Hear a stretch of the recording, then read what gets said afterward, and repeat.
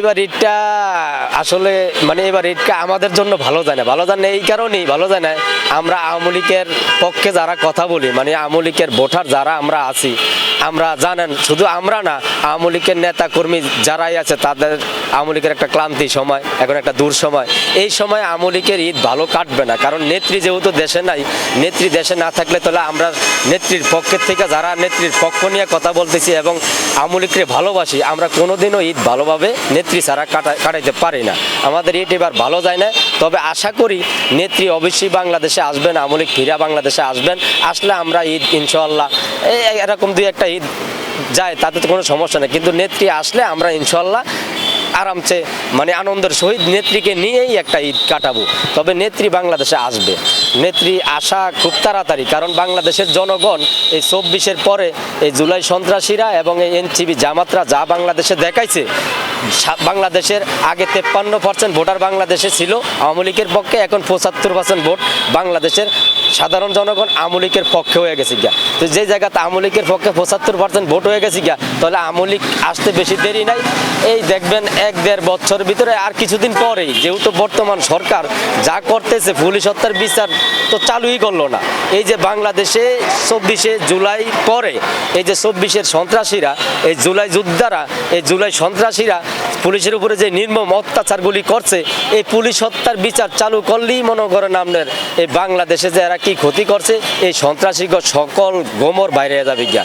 তো আমি মনে করি সাধারণ জনগণের পক্ষে থেকে যে পুলিশ হত্যার বিচার এই বাংলাদেশে একমাত্র আওয়ামী লীগ সরকারই করতে পারে সঠিকভাবে। তো জননেত্রী শেখ হাসিনা ইনশাআল্লাহ বাংলাদেশে আসবে, আল্লাহর কাছে দোয়া করি যে উনি বাংলাদেশে আসুক, আইসা আমাদের মতন হতদরিদ্র মানুষের আগে যেভাবে দেখছেন, হতদরিদ্র মানুষের মুখে যেভাবে হাসি ফুটাইছেন, বাংলাদেশ যেভাবে একটা উন্নয়নের কাতারে নিয়ে গেছেন, ঠিক একইভাবে বাংলাদেশে আসুক, আইসা এই জুলাই সন্ত্রাসী করে বিচারের কাতারে আনা হোক, এবং পুলিশরে যারা মারছে তাদেরকে বিচারের কাতারে আনা হোক, এবং বাংলাদেশের সম্পদ লুটপাট কইরা বিদেশে এই যে সন্ত্রাসীরা, এই এনসিপি জামাতরা বিটকয়েন বানায় বাড়ি গাড়ি করছে, সেগুলি বাংলাদেশে আনা হোক, এবং আইনা পুলিশ হত্যার বিচার চালু করিয়া পুলিশকে পুরা শক্তি দিয়া জনগণের সেবা করার জন্য, সাধারণ জনগণের সেবা করার জন্য একটা শক্তিশালী টিম তৈরি করা হোক, এবং 24-এর সন্ত্রাসীদের বিচার করা হোক।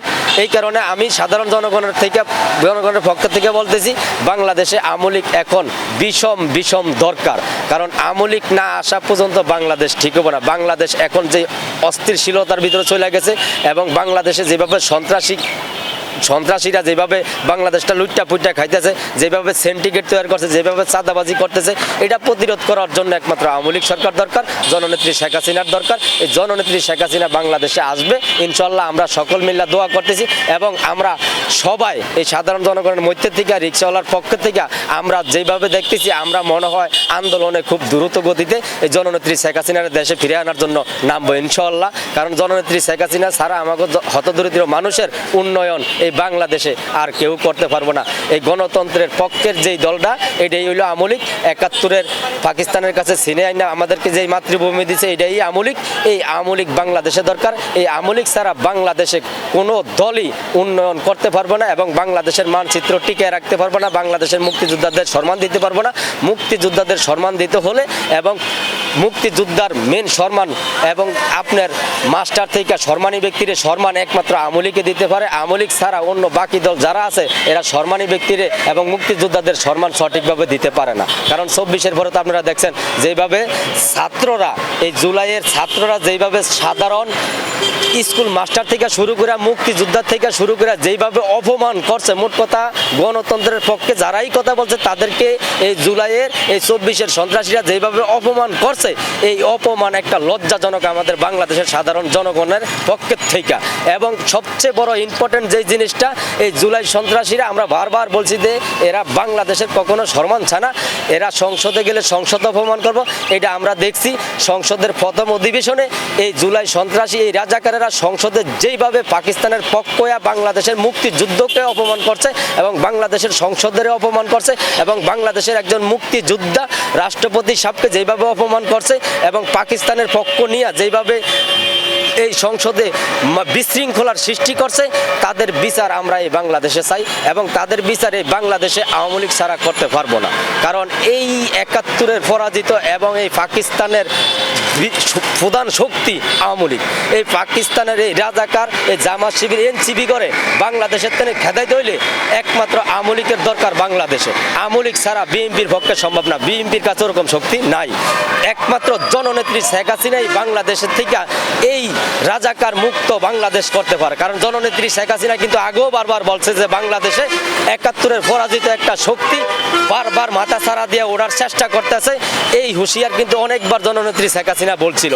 কিন্তু দুঃখের বিষয় আমাদের আওয়ামী লীগের নেতা কর্মীরা সজাগ না থাকার কারণে এবং অনেক নেতারা টাকার কাছে বিক্রি যাওয়ার কারণে এবং অনেক কিছু মেন প্রশাসন টাকার কাছে বিক্রি যাওয়ার কারণে জননেত্রী শেখ হাসিনা একটা ফল্টে পড়ে গেছে গিয়া। তবে জননেত্রী শেখ হাসিনা এর থেকে শিক্ষাও নিছে যে আগামী দিনে এই পাকিস্তানি করে বিতাড়িত করতে কি কলা কৌশল ব্যবহার করতে হবে। তবে এই যে শেখ হাসিনা পরাজিত হয়েছে এতে জননেত্রী শেখ হাসিনার আরও উপকার হয়েছে এবং জননেত্রী শেখ হাসিনা অনেক কিছু শিখছে এবং নেতাকর্মীগণও শিখছে এবং বাংলাদেশের জনগণও শেখ হাসিনা যে বাংলাদেশে কত উন্নয়নের একজন নেত্রী বাংলাদেশের জনগণও বোঝে। যেহেতু আগে 53% ভোটার ছিল, এখন আপনারাই দেখবেন বাংলাদেশে 75% ভোট আওয়ামী লীগের পক্ষে হয়েছে। এবং আপনারা যদি 10 জন ব্যক্তিরে সারা শহরে জিগান যে তোমরা আগে ভালো ছিলা না এখন ভালো ছিল, 10 জনের ভিতরে 9 জনই বলবো যে আমরা আগে ভালো ছিলাম এখন ভালো নাই। যদি বলা হয় কেন এখন ভালো নাই, ওরা একটা কথাই বলবো যে 24 জুলাই সন্ত্রাসীরা এবং এই জুলাই সন্ত্রাসীরা 24 এই রাজাকাররা জামাত শিবির এনসিপিরা আমাদের বাংলাদেশটারে ধ্বংস করে দিছে এবং বাংলাদেশের প্রধানমন্ত্রী জননেত্রী শেখ হাসিনা যে উন্নয়ন করছে এই উন্নয়নগুলি ধ্বংস করছে এবং বাংলাদেশের থেকে এই উন্নয়ন ধ্বংস করে বাংলাদেশের অনেক সম্পদ লুটপাট করিয়া চাঁদাবাজি করিয়া বাংলাদেশের অসংখ্য কোম্পানির থেকে টেকলাকে টাকা নিয়ে বিদেশে বিটকয়েন বানায়া বাড়ি গাড়ি করছে।